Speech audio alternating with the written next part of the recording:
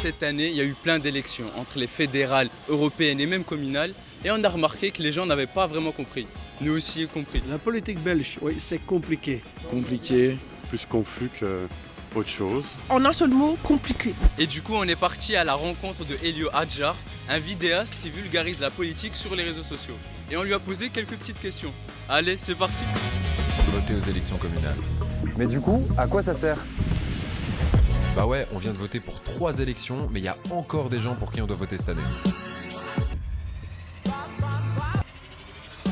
Oh my god, bro. Oh, hell no, man. What the fuck? Les élus communaux. Salut Elio, comment vas-tu? Ça va très bien toi? Ça va nickel.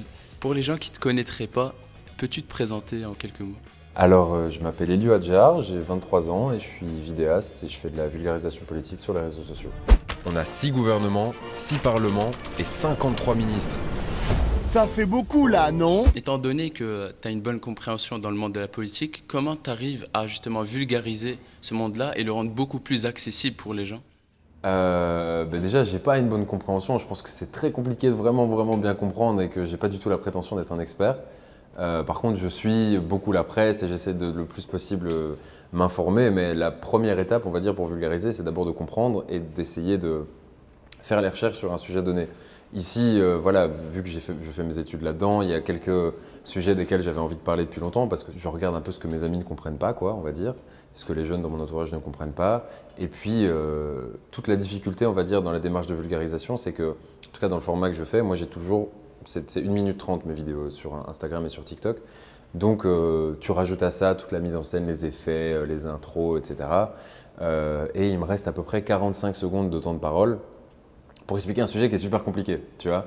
Donc, toute la difficulté, c'est vraiment d'arriver à résumer, de choisir les bonnes phrases qui sont assez imagées, qui sont assez claires et qui résonnent suffisamment dans la tête des spectateurs pour qu'ils se disent « Ah oui, en fait, ça veut dire ça. Ah, je vois de quoi il parle. Ok, ça fonctionne comme ça. » Et puis que ce soit la porte d'entrée aussi à pouvoir s'informer de manière un peu plus autonome et disons, ah, tu as vu cette vidéo-là qui parlait de ça que moi j'ai fait, et après, quand tu vas voir tel article qui parle de ça, ça va te rappeler, ah oui, c'est vrai que j'avais vu une vidéo qui parle du fédéralisme belge, par exemple. Du coup, je vous explique. La Belgique, c'est un pays qui est divisé en régions déjà, avec la Flandre, la Wallonie et Bruxelles, mais sur la langue aussi, avec une communauté flamande, une communauté française et même une communauté germanophone pour les Belges qui parlent allemand. Excusez-moi. Ouais, désolé, pourquoi il y a autant de ministres et de gouvernements? Vas-y, me coupe pas. Et comment se déroule la réalisation de tes vidéos entre le choix du sujet, comment tourner les tournures de phrases, et bien même au niveau du montage pour que ce soit compréhensible par les gens? Comment il se passe ce processus pour toi? Alors, ce processus, il se passe pas tout seul, il se passe avec une fille incroyable qui s'appelle Noor Vorkindere, qui est mon associée, qui est ma co-réalisatrice aussi, qui m'a suivi, qui a rejoint le projet un peu avant les élections et qui m'a aidé à faire toutes les interviews de parti, des présidents de parti et puis la plupart des vidéos depuis avril. Pour le choix des sujets, j'essaie de faire le plus possible appel à ma communauté sur Instagram parce que du coup, il y a des outils formidables de sondage simplement qui en vrai permettent de poser les questions aux gens et j'ai beaucoup de chance parce que j'ai des abonnés qui sont très réactifs à ça et qui ont vraiment envie de cultiver le débat et puis même envie de poser leurs questions et tout, donc c'est assez cool. Et ensuite, là, c'est vraiment le moment où avec nous, on s'enferme dans le bureau et on fait bon, comment est-ce qu'on en parle? On commence par faire quelques recherches, parfois on écoute d'autres podcasts qui ont été faits par exemple, on regarde d'autres vidéos YouTube, on lit des articles de presse souvent pour s'informer sur le sujet. Et puis, on se pose un peu les questions de qu'est-ce qui est important à savoir, à quelle question est-ce qu'on doit répondre. Donc, il y a une grande question, par exemple, pourquoi est-ce qu'il y a autant de ministres en Belgique? Ça part de la volonté d'expliquer le fédéralisme en Belgique, tu vois. Mais on se dit, pour que ce soit hyper concret, on va poser ça sous la forme de pourquoi est-ce qu'il y a autant de ministres et de gouvernements en Belgique? Et puis, essayer de trouver une structure où on trouve des sous-questions qui, à chaque fois, permettent de donner des images et à chaque fois permettent d'expliquer un peu un concept le plus simplement possible. Après, on cherche aussi des manières de mettre en image, tu vois, donc on se dit comment est-ce qu'on pourrait illustrer cette question-là, comment est-ce qu'on pourrait commencer cette vidéo-là, ah vas-y là on te met sur la boule la plus grosse de l'atomium, ah vas-y là on met un espèce de bureau avec un ordinateur, etc. Mais sauf que tu es sur un panier de basket et que le panier de basket c'est une urne. Bref, on trouve des idées un peu hors du commun pour vraiment capturer l'attention des gens. Et puis derrière, on écrit vraiment la vidéo plan par plan en fait. Hein. On va se dire, bah, tu commences à tel endroit avec la caméra qui est posée comme ça, et puis tu dis ça quand la caméra est posée comme ça.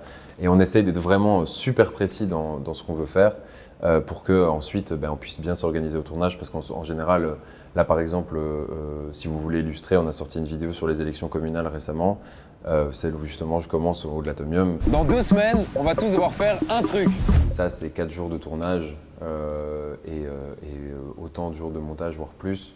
Du coup, ça fait que voilà, il faut vraiment être super organisé pour pouvoir réussir à tourner tous les plans en extérieur, dans plein de décors différents. Et ça demande à vraiment beaucoup, tout planifier, ce qui est assez chouette à faire, même si c'est très stressant.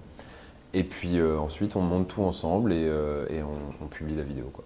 Via tes vidéos qui sont au passage vraiment incroyables, est-ce que justement les gens te remercient? Est-ce qu'ils te disent que grâce à toi, ils ont mieux compris la politique? Globalement, on voit que c'est quand même un projet qui a aidé les gens à mieux faire leur choix de vote, en tout cas pour les gens qui l'ont regardé, quoi.